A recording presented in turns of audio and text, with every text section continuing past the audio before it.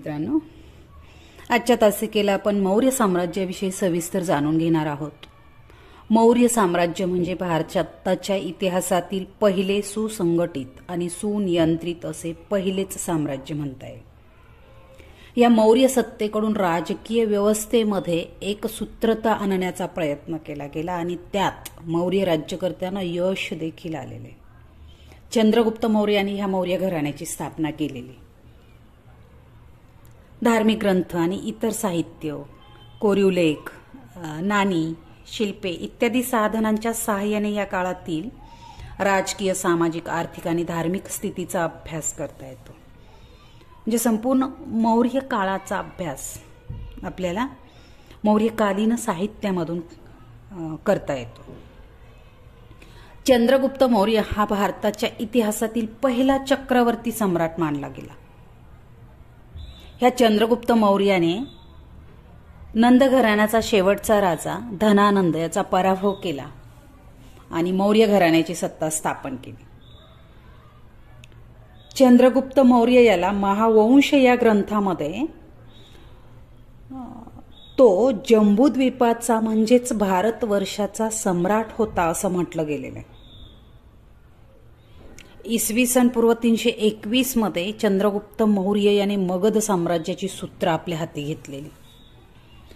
त्याच्या अगोदर म्हणजे मौर्य घराण्याची स्थापना, मगधावर सत्ता स्थापन होण्यापूर्वी हर्यंक, नाग आणि नंद या 3 घराण्यांनी राज्य केलेले आणि या 3ही घराण्यातील राज्यकर्त्यांनी मगध साम्राज्याचा विस्तार केलेला आहे. मात्र असं असलं तरी देखील हर्यंक, नाग आणि नंद घराण्यातील कोणत्याही राज्यकर्त्याला चक्रवर्ती सम्राटाचा दर्जा लाभलेला नव्हता. आणि म्हणून ज्या सार्वभौम राजाचा रथ 4 दिशांना कोणत्याही अडथळ्याशिवाय जाऊ शकतो तो सार्वभौम राजा म्हणजेच चक्रवर्ती सम्राट समजला गेला आणि तो राजा म्हणजेच चंद्रगुप्त मौर्य. ग्रीक राजा सेल्युकस निकेटरचा पराभव केल्यानंतर त्याच्या सामर्थ्याला आव्हान देणारा कोणताही राजा भारतात शिल्लक राहिलेला नव्हता. भारतातील इतर राजांनी या सेल्युकस निकेटरचे मांडलिकत्व पत्करलेले होते आणि त्याची संपूर्ण भारतावर अधिसत्ता स्थापन झालेली होती. चंद्रगुप्त मौर्याच्या सत्तेला मात्र नैतिक अधिष्ठान होते. तो प्रजाहित दक्ष राजा होता. त्याच्या बाबतीत असं म्हटलं गेला, प्रजाहितैषी राजा असं म्हटलं गेलेलं आहे. आणि म्हणून चंद्रगुप्त हा भारताचा पहिला चक्रवर्ती सम्राट मानला गेलेला आहे. चंद्रगुप्त मौर्य पराक्रमी राजा होता, कुशल शासनकर्ता होता आणि म्हणूनच त्याच्या काळामध्ये मौर्य प्रशासनाला सुनिश्चित असे स्वरूप प्राप्त झालेले होते. सकारण स्पष्ट करा 3 गुणांसाठी असा प्रश्न विचारला जाऊ शकतो की मौर्य प्रशासनाला सुनिश्चित स्वरूप प्राप्त झाले होते. मग ते कोणामुळे झाले होते? तर चंद्रगुप्त मौर्यामुळे.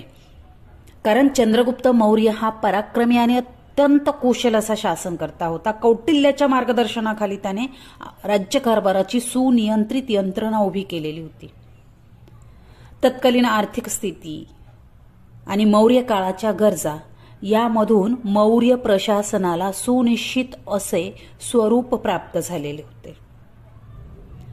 चंद्रगुप्ताचे ग्रीक राजा सेल्युकस निकेटरशी झालेले युद्ध देखील अत्यंत महत्वाचे होते. याच्यावरही 3 मार्काला सहकारण स्पष्ट करा प्रश्न विचारला जाऊ शकतो. प्रश्न बघा कसा असेल. चंद्रगुप्ताचे ग्रीक राजा सेल्युकसशी झालेले युद्ध अत्यंत महत्वाचे होते. चंद्रगुप्ताने ग्रीक राजा सेल्युकस निकेटर याचा युद्धात पराभव केला आणि त्यानंतर मौर्य साम्राज्याची सीमा वायव्येकडे असलेल्या हिंदुकुश पर्वतापर्यंत पोहोचलेली. या युद्धानंतर समझोता झाला आणि त्यामुळे चंद्रगुप्त मौर्यांचे ग्रीकांशी देखील मैत्रीपूर्ण संबंध प्रस्थापित झाले. सेल्युकस निकेटरचा प्रतिनिधी म्हणून मॅगेस्थेनिस हा चंद्रगुप्ताच्या दरबारात राहिला होता आणि या मॅगेस्थेनिसनेच इंडिका नावाचा ग्रंथ लिहिलेला आहे. आणि त्या इंडिका ग्रंथामध्येच त्यावेळची म्हणजे तत्कालीन राजकीय परिस्थिती आणि चंद्रगुप्ताचं प्रशासन व्यवस्थेविषयी सविस्तर माहिती आलेली. मग सेल्युकस निकेटरचा पराभव केल्यानंतर त्याचा प्रतिनिधी मॅगेस्थेनिस हा चंद्रगुप्ताच्या दरबारात राहिला. त्यामुळे वायव्येकडून परकीय आक्रमणाची शक्यता राहिली नव्हती, ती भीती राहिलेली नव्हती. परिणामी मौर्यांचे साम्राज्य वायव्येकडे हिंदुकुश, पूर्वेकडे बंगालचा उपसागर, पश्चिमेकडे गुजरात आणि उत्तरेला हिमालय ते दक्षिणेला कृष्णा नदीपर्यंत विस्तारलेले होते. म्हणजे अशा प्रकारे चंद्रगुप्ताचे ग्रीक राजा सेल्युकसशी झालेले युद्ध आणि त्यातील विचार अत्यंत महत्वाचा होता. मग या चंद्रगुप्ताच्या मृत्यूनंतर त्याचा मुलगा बिंदुसार हा सत्तेवर आलेला आहे. इसवी सन पूर्व 298 मध्ये चंद्रगुप्ताचं निधन झालंय. ह्या बिंदुसाराच्या कारकिर्दीमध्ये तक्षशिलेच्या प्रजाजनांनी बंड केलं आणि म्हणून त्या प्रजाजनांनी केलेलं बंड बिंदुसाराने आपला मुलगा अशोक याला पाठवून ते बंड शांत केलंय, शमवलंय. बिंदुसाराच्या कारकिर्दीत चंद्रगुप्त मौर्याने जे साम्राज्य, जे राज्य स्थापन केलेलं होतं, जो साम्राज्य विस्तार केलेला होता, ते साम्राज्य अबाधित राहिलेलं आहे. म्हणजे बिंदुसाराने त्याच्या काळामध्ये फार काही साम्राज्य विस्तार केलेला दिसून येत नाही. इसवी सन पूर्व 273 मध्ये बिंदुसाराचा मृत्यू झाला आणि त्यानंतर त्याचा मुलगा सम्राट अशोक हा सत्तेवर आलेला आहे. आणि म्हणून सम्राट अशोक यांच्या कारकिर्दीची माहिती लिहा, सविस्तर उत्तर लिहा 5 गुणांसाठी. हा प्रश्न महत्वाचा की बिंदुसाराच्या मृत्यूनंतर त्याचा मुलगा अशोक हा मौर्य साम्राज्याचा सम्राट बनलेला आहे. सम्राट पदावर येण्या अगोदर अशोकाने तक्षशिलेच्या प्रजेचे बंड शमवलेले होते. इसवी सन पूर्व 268 मध्ये सम्राट अशोकाने स्वतःला राज्याभिषेक करून घेतला. अशोकाने स्वतःचा उल्लेख त्याच्या अनेक शिलालेख आणि स्तंभलेखांमधनं करताना तो उल्लेख कशा पद्धतीने केलाय ते आपण बघूया. की बघा, देवानम पियो पियदसी म्हणजेच देवांचा प्रिय प्रियदर्शी असा स्वतःचा उल्लेख त्याने आपल्या स्वतःच्या शिलालेखांमधून आणि स्तंभलेखांमधून केलेला. सुरुवातीला सम्राट अशोकाचं धोरण आपल्या पूर्वजांप्रमाणेच होतं, दिग्विजयाचं आणि राज्यविस्ताराचं. मात्र सम्राट अशोकाने कलिंगवर आक्रमण केलं आणि कलिंग जिंकून घेतलं. अशोकाचा कलिंगवरील विजय हा इतिहासाला आणि त्याच्या जीवनाला देखील निराळं वळण लावणारा ठरला. कारण ह्या इसवी सन पूर्व 261 मध्ये झालेल्या कलिंगच्या युद्धामध्ये प्रचंड प्रमाणात मनुष्यहानी झाली होती, वित्तहानी झालेली होती. अशोकाचा जरी विजय झाला तरी युद्धातील विनाश आणि मनुष्यहानीमुळे मात्र त्याचं हृदय परिवर्तन घडून आलंय आणि त्यातून त्याने विस्तारवादी धोरणाचा त्याग केलेला आहे. अहिंसा प्रधान शांतीवादी बौद्ध धर्माकडे त्याचं मन आकर्षित झालं आणि विजयाची जागा आता धर्मविजयाने घेतली होती. धर्माचा त्याने स्वीकार केलाय, बौद्ध धर्माचा, आणि धर्मप्रसारासाठी धर्ममात्रांची नेमणूक केली. मग मद्यपान बंदी असेल किंवा नैतिक आचरणासंबंधीचे काही आदेश असतील, त्याने शिलालेख आणि स्तंभलेखांच्या माध्यमातून ते आदेश दिलेले. नैतिक तत्वांचं अधिष्ठान प्राप्त झालेला सदाचार संपन्न व्यवहार म्हणजे अशोकाचा धर्म होता. अशोकाने धर्माच्या प्रसारासाठी काही संघ बनवले आणि ते देशोदेशी रवाना केले. त्यामध्ये त्याचा पुत्र महेंद्र आणि कन्या संघमित्रा यांचा देखील समावेश होता. पाटलीपुत्र या ठिकाणी बौद्ध धर्माची 3री परिषद अशोकाने भरवली. अशोकाच्या कारकिर्दीमध्ये अशोकाने जवळपास 84,000 स्तूप बांधले.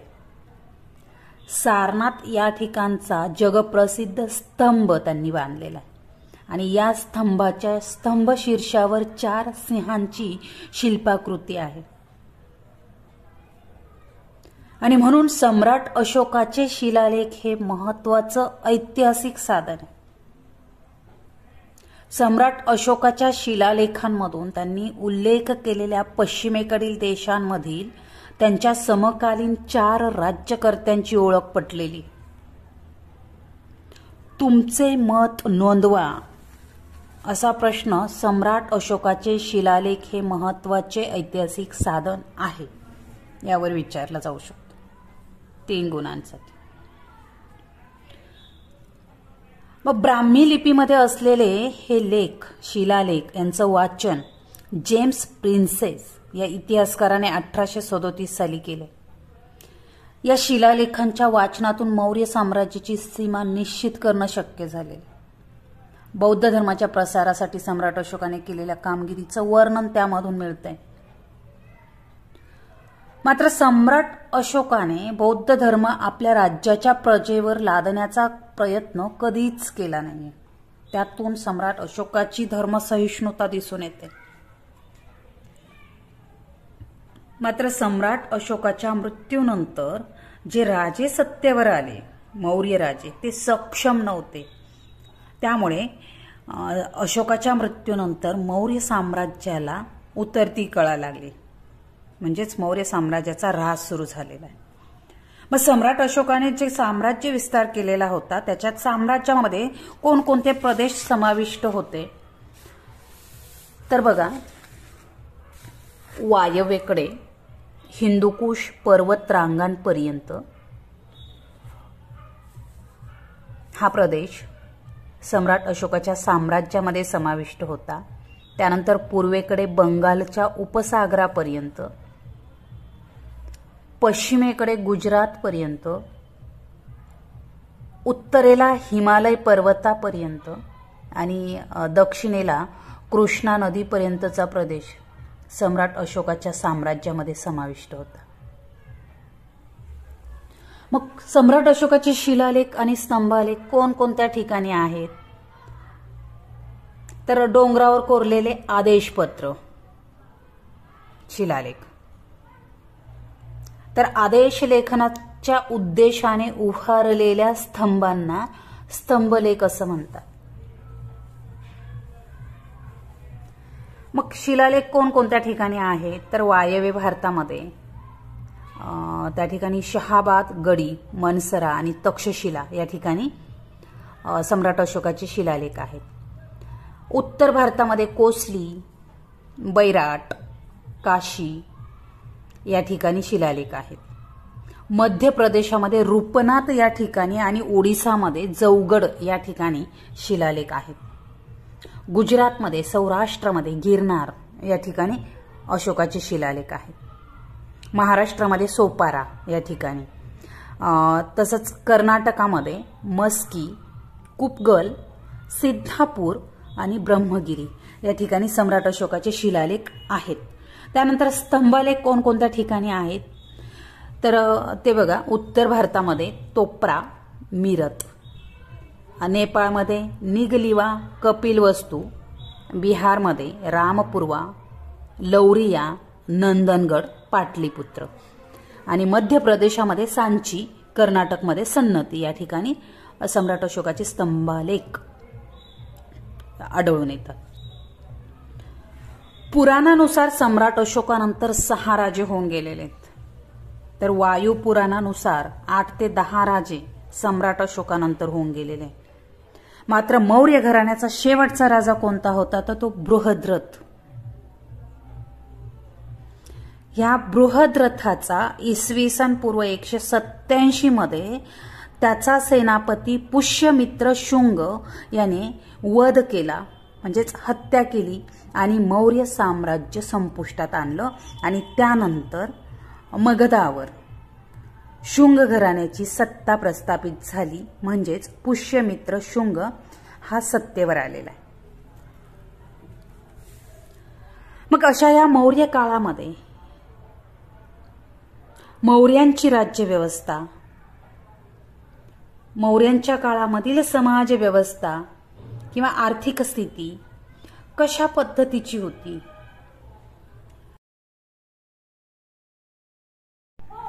ते आपण नंतरच्या तासिकेला बघणार आहोत. धन्यवाद.